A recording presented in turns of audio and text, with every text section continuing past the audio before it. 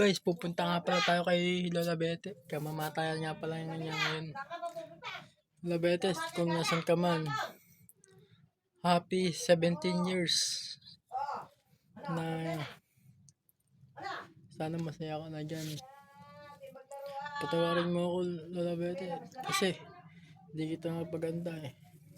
Sana papatawad mo, babawi na lang ako sa birthday mo, Lola Bete. Ingat po. Sana lagi po nyo bantayan and ingatan. Bye po. Yun, nakapunta na nga pala tayo sa sementeryo. Yan, nililinis natin yung Lola Bete. Dito na natin, tita natin. Dito na bumili siya ng kandila. Tamamatay nga pala na ang ating pinagmamahal na lola, si Lola Bete, yung napaka malaga sa akin.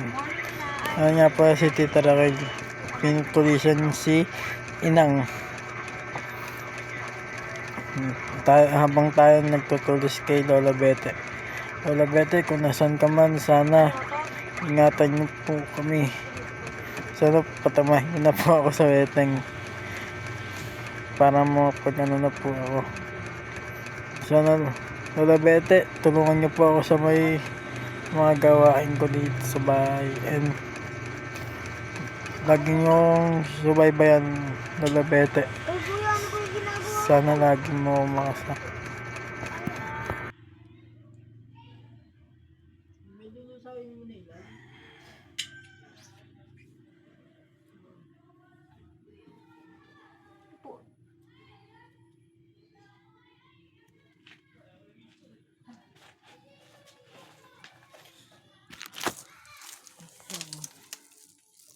Ayun kayo nang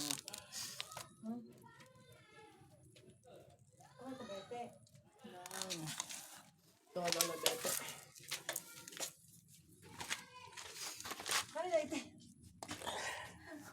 Uy mo pa yan.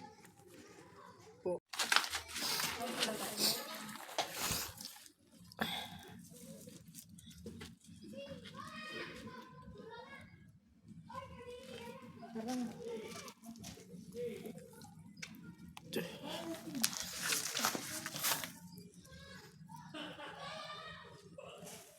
Lola Bete, pinaganda kita, di kita matisi. Ngayon, sana patawarin mo ako sa susunod na kasi wala pa akong trabaho, di kita mapaganda. Ngayon pa ako ngayon, may trabaho na ako. Pinaganda na kita, Lola Bete. Ito, pansit. Yan.